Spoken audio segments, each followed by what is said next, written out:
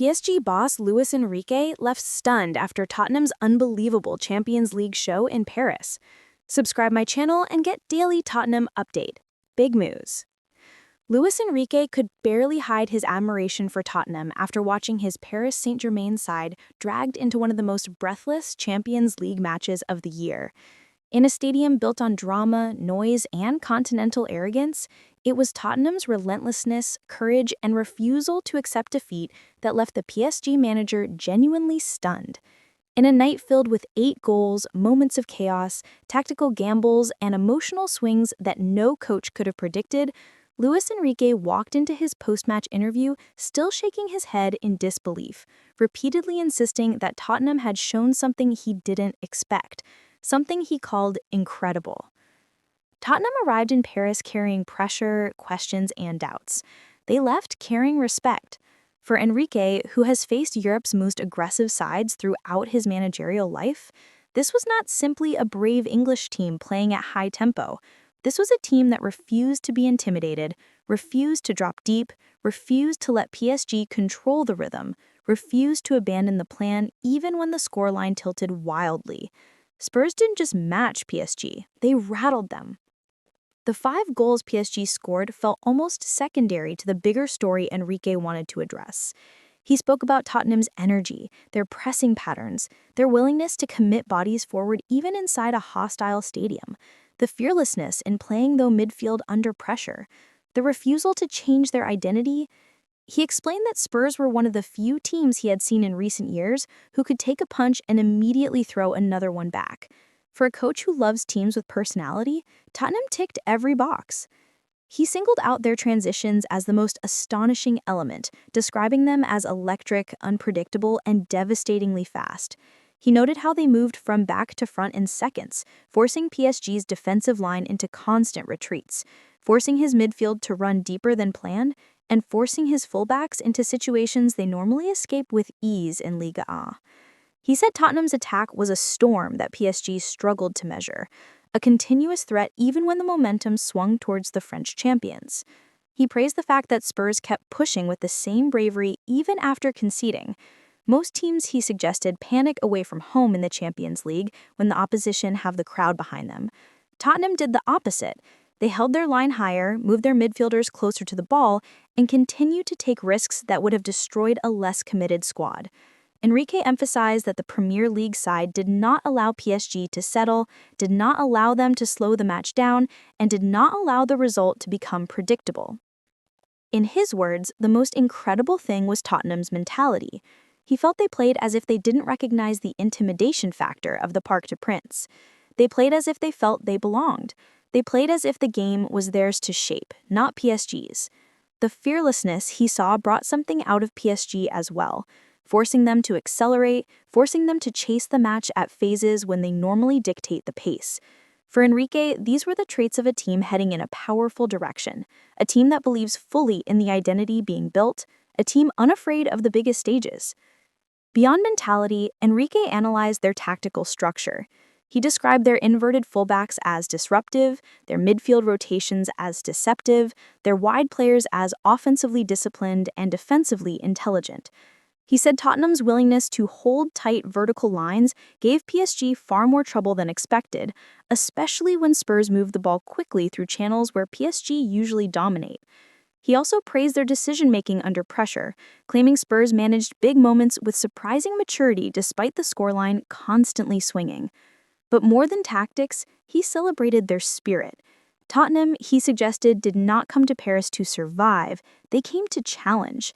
That ambition is what impressed him most, because ambition reflects confidence, coaching, preparation, and belief. The Spurs players behaved as if they knew their plan would work. Even when PSG struck, they did not crumble, and to Enrique, this illustrated a psychological strength that cannot be coached easily.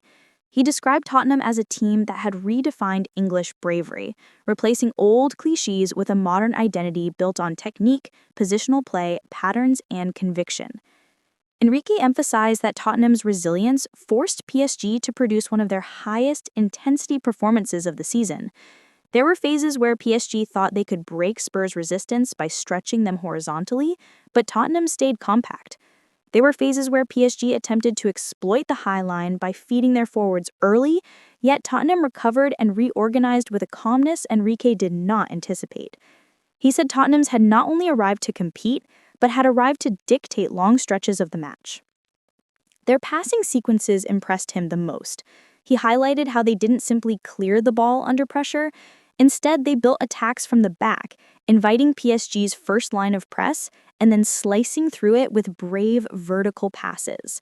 He said Spurs demonstrated patience inside chaos, a rare quality in a match so fast and so volatile.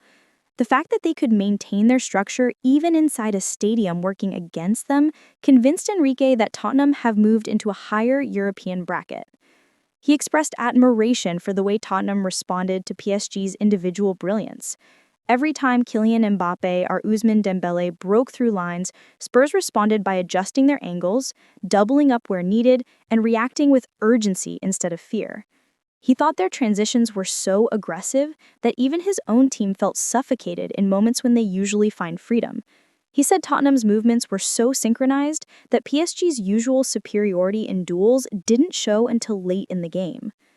Enrique seemed surprised by the technical level Tottenham displayed. He observed that they did not rely solely on physicality, counterattacks, or raw intensity. Instead, they used calm passes in tight spaces, brave switches to stretch PSG, and combinations that repeatedly broke the first two layers of pressure. He claimed Spurs showed a European maturity that contradicts the suggestion that English teams only succeed through pace and power. Tottenham demonstrated control, intelligence, and courage. In praising Tottenham's mentality, Enrique hinted they might be one of Europe's dark horses.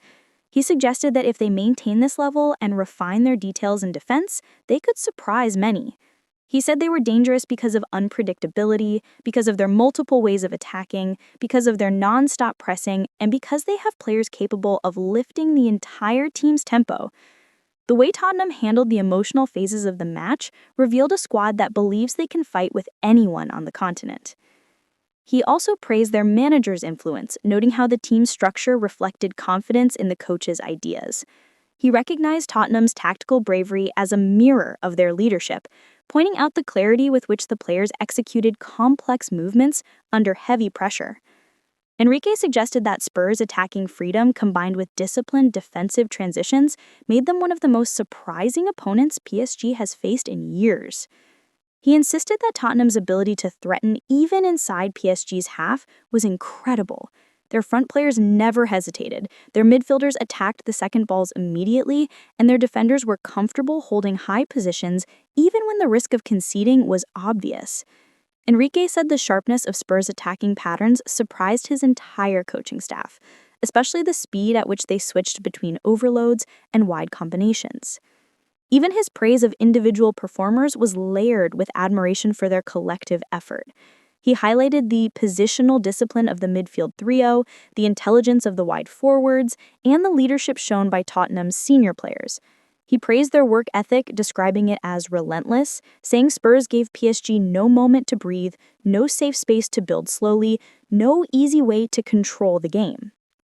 In the final phase of his reflection, Enrique emphasized how rare it is for a visiting team in Paris to maintain belief after falling behind.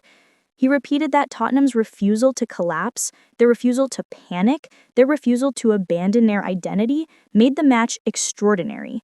In his view, Spurs earned respect by playing without fear, by challenging PSG to rise to their level, by maintaining fire where most teams lose confidence.